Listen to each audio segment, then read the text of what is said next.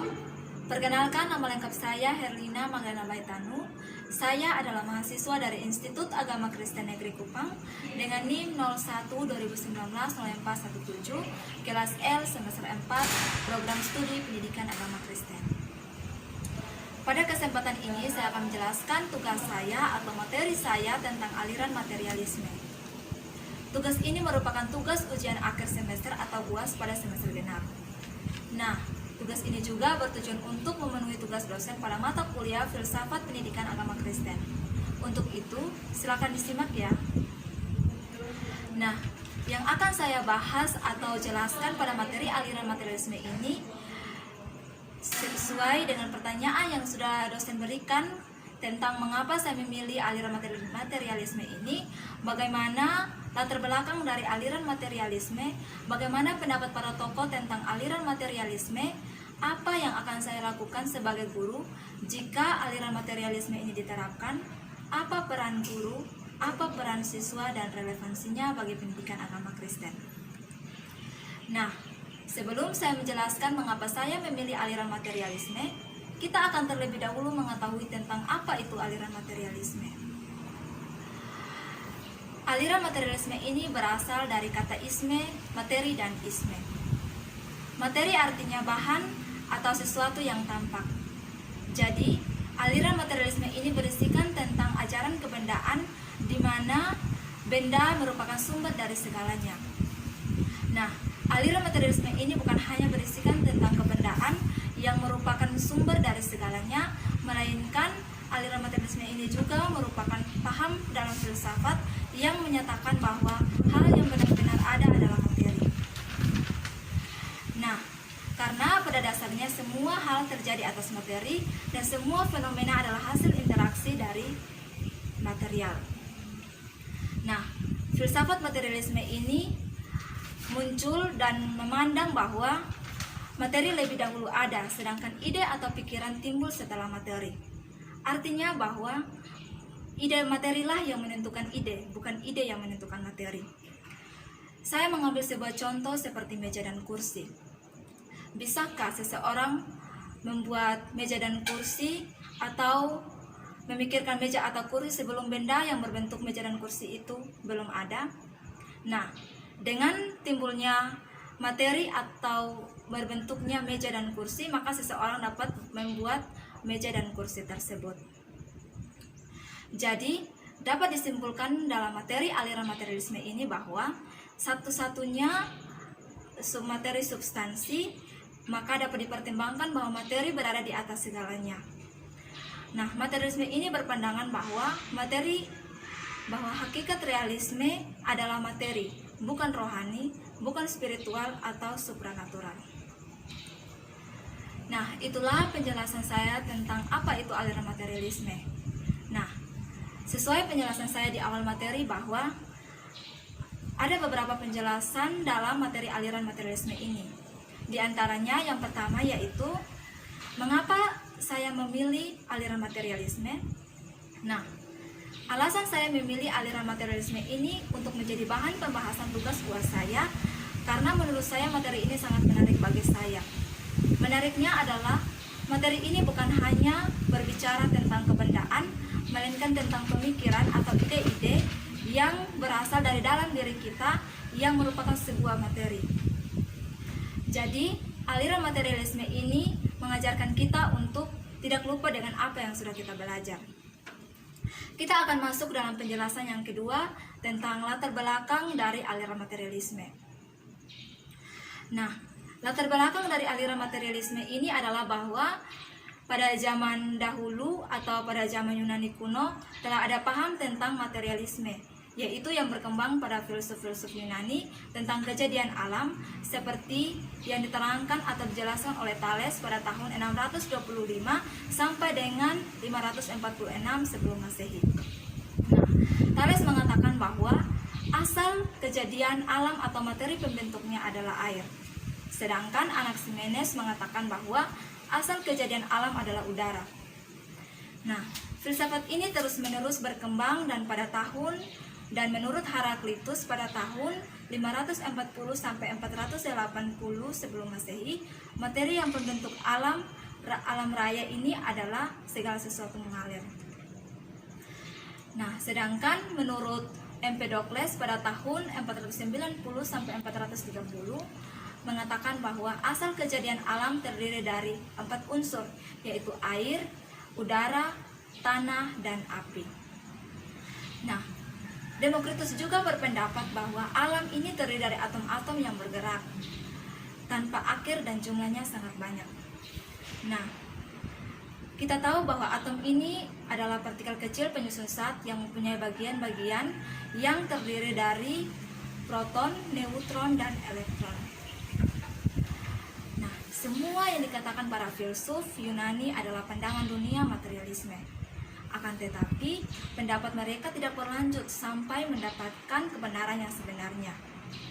Mereka kemudian melanjutkan kajiannya terhadap sifat dan perilaku manusia sebagai makhluk etik, sosial, dan politik. Nah, ketika tiba pada abad pertengahan, materialisme tidak begitu populer di kalangan masyarakat karena sifat materialisme yang bertentangan dengan agama. Karena pada waktu itu, kekuasaan tertinggi dalam negara diatur oleh agamawan dan gereja. Baru pada abad ke-19, yaitu abad Renaissance atau masa pencerahan, paham materialisme ini dipakai sebagai dasar ilmu pengetahuan yang konkret karena segala sesuatu dapat dibuktikan dan tereksperimen. Nah, materialisme merupakan paham atau aliran yang menganggap bahwa di dunia ini tidak ada selain materi atau alam, dan dunia fisik adalah abad pertama Masehi, dan pemahaman ini tidak menganggap bahwa tanggapan yang serius pada abad pertengahan orang masih menganggap asing terhadap paham ini. Nah, baru pada zaman pencerahan atau pada masa Renaissance, materialisme mendapat tanggapan dan penganut yang penting di Eropa Barat pada abad ke-19 pertengahan. Nah, aliran ini tumbuh subur di Barat disebabkan dengan paham ini, dan orang-orang merasa mempunyai harapan-harapan yang besar atas hasil-hasil ilmu pengetahuan alam. Nah, hal ini disebabkan bahwa paham ini pada abad ke-19 tidak mengakui adanya Tuhan atau ateis. Kita akan mengetahui tentang ciri-ciri dari aliran materialisme.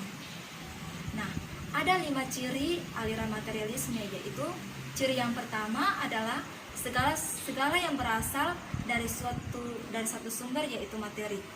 Ciri yang kedua yaitu tidak meyakini adanya alam gaib. Ciri yang ketiga adalah menjadikan panca indera sebagai alat mencapai ilmu. Ciri yang keempat adalah memposisikan ilmu sebagai pengganti agama dalam petakan hukum. Dan ciri yang kelima atau ciri yang terakhir adalah menjadi condongan dan tabiat manusia sebagai akhlak. Kita akan mengetahui tentang paham-paham materialisme. Nah, ada 5 paham materialisme dalam aliran materialisme ini, yaitu yang pertama adalah materialisme modern. Nah, materialisme modern ini mengatakan bahwa materi itu ada sebelum jiwa dan dunia materi adalah pertama, sedangkan pemikiran tentang dunia ini adalah nomor yang kedua. Yang kedua adalah materialisme mekanik. Nah, materialisme mekanik ini adalah aliran filsafat yang berpandangan bahwa materi pandangannya materalis atau metodenya mekanis. Nah, yang ketiga tentang materialisme alam. Materialisme alam ini merupakan satu kesatuan material yang tidak terbatas.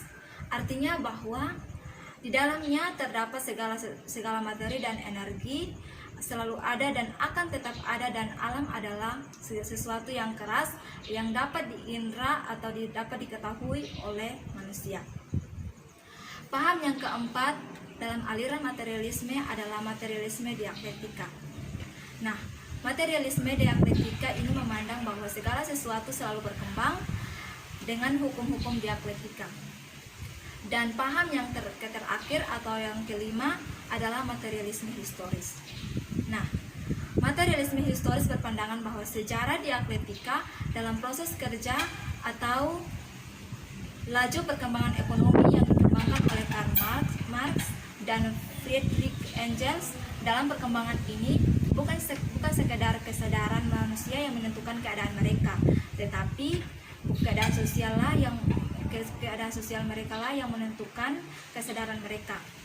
Nah, materialisme historis ini juga menganggap bahwa perilaku manusia dapat ditentukan oleh materi, bukan pada ide, karena ide merupakan bagian dari materi.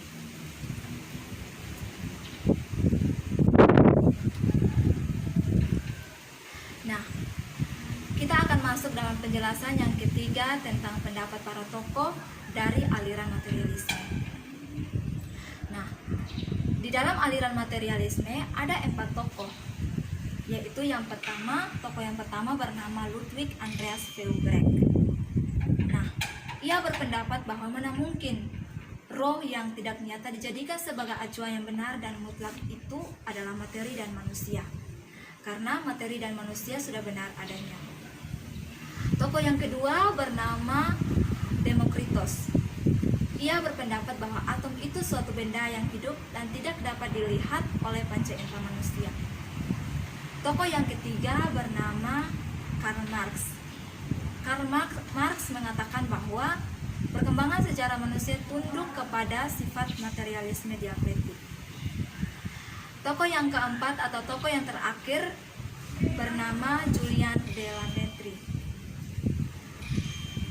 Julian de la Mettrie mengatakan bahwa manusia dan hewan itu sama dalam artian bahwa manusia dan hewan dianggap sebagai mesin.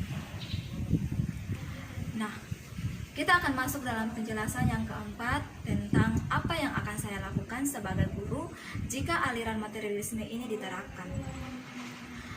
Kita tahu bahwa guru ini merupakan seorang pendidik.